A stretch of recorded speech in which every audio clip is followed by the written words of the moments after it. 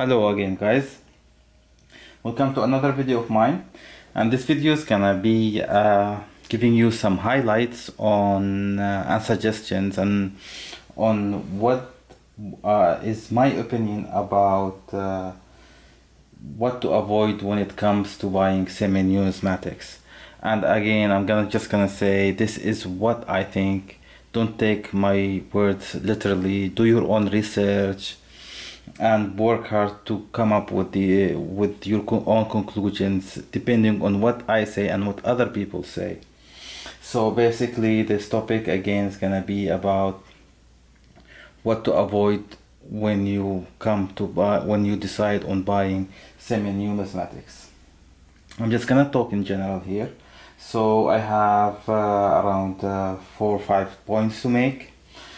So first of all, try to avoid buying this is, by the way, this is only applies to semi-numismatics. Okay, so first of all, try to avoid buying big sizes like 5 ounces, 10 ounces, and things like that, and it may be 2 ounces. You can buy them, but don't buy them in bulk, or don't buy a big quantity of them.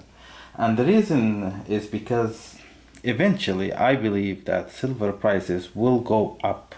Everything appreciates in value, and so is silver.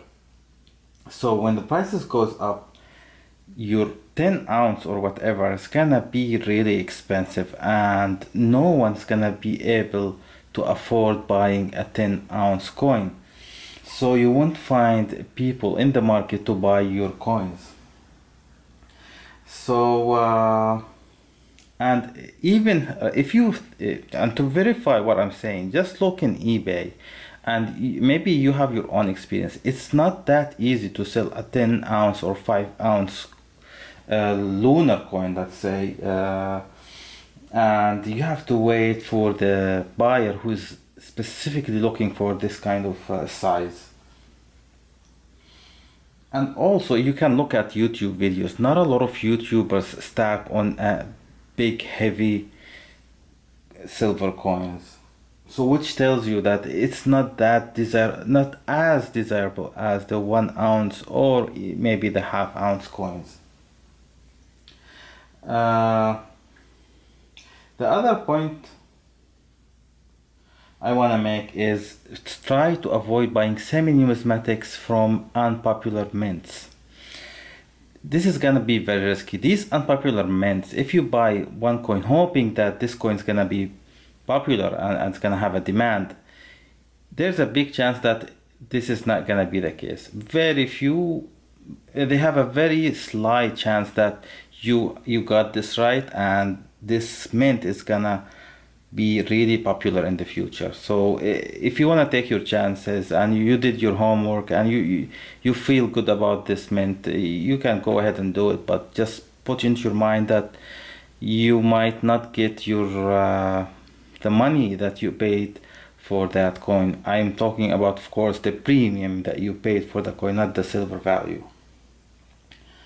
The other point I have, and this is controversial, is avoid buying slabs. Slabs have a much bigger premium than non-slab versions, and the reason is because there is a third party that verifies the coin, make sure it's perfect condition and things like that. And some people might argue that these slabs guarantee the authenticity and this is not a fake silver coin. I would have to say that if you check, you will see some fake slabs available in the market that they look very real to me. I'm not sure if you can find this out by the serial number and check it on the website, but I would say these fake slabs, they might use a real serial number taken off someone on YouTube or somewhere that has the serial number visible when he displays the coin, and you will never tell. So buying a slab is just you can instead invest that extra money you paid for the slab and stack more silver. That's my opinion, by the way. So it's up to you to decide on. I might be wrong on my decision avoiding buying slabs. So it's it's something on what you think is gonna be right for you. The other point I have here is avoid buying sets or and proofs. You can, I do buy proofs, by the way. I'm not like against buying proofs, but what I'm saying is avoid buying a lot of proofs and just buying, depending on buying proofs and not stacking other kind of numismatics, like the raw numismatic, or even the generic coins or bars or whatever. The reason is because you are paying a lot of premium for these proofs, and God knows what the future holds. And to be on the safe side, you have to diversify and don't put a lot of your money onto these proofs. Especially the proof sets. Like for me, I have very few proof sets. Like just for me to have the feeling that I do have some sets. But I do, if I want to go with proofs, I do stack 1 ounce silver proofs, and only for lunars and very popular, guaranteed and high demanded mints. So basically this is my input on proofs. The other thing I wanna say, I have a couple more points to make here.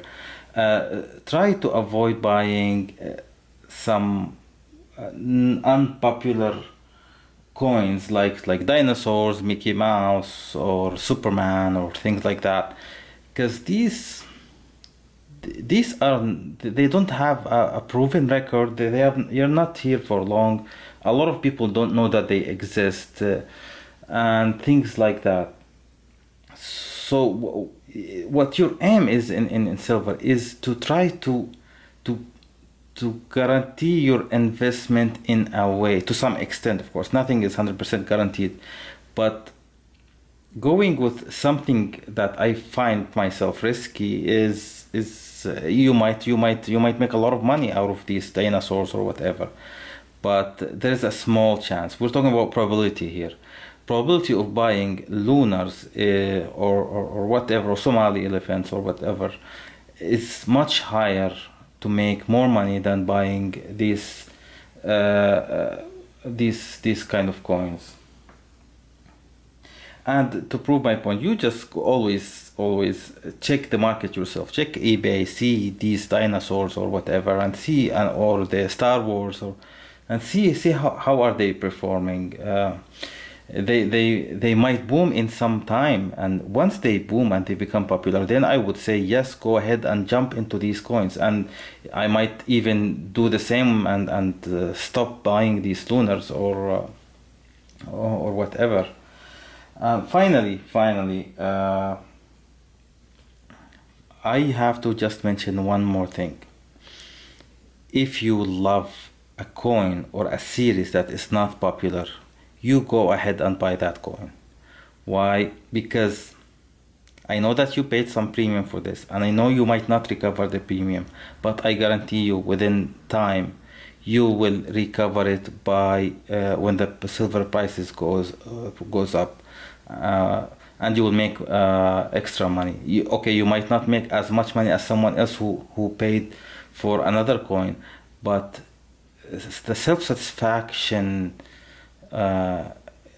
you have to pay for that. And if when you wake up in the morning and you feel depressed or you don't feel good, and you open up that silver coin that you bought, and you look at it, you might have a relief kind of feeling. And if you are buying just to stack or just to make money, and so this silver coin might not give you the same feeling as if you bought it because you love the architecture of it or the drawings of it, and you enjoy looking at it. So yeah, I would say if you like something, you buy it. And you know, to give you an example, what I am doing right now is I love the stock horses from the Pertment. When I started, since they were first launched in 2013, and I did buy them with a very big risk that no one's gonna uh, I might not be able to sell them to anyone. I'm just gonna depend on the raw silver value of them. But I like them. I love the look and feel and the quality of these horses. And thankfully they're doing very well, and they sometimes I outperform the Lunars, especially the 2013, which is the first release of the stock horse. So that's basically it, and I would again stress out on buy what you like, but with a balance. Do not overbuy what you like. You buy to some limit, and put into your consideration all the risk factors that comes when buying any kind of silver coin or bar. Thanks a lot.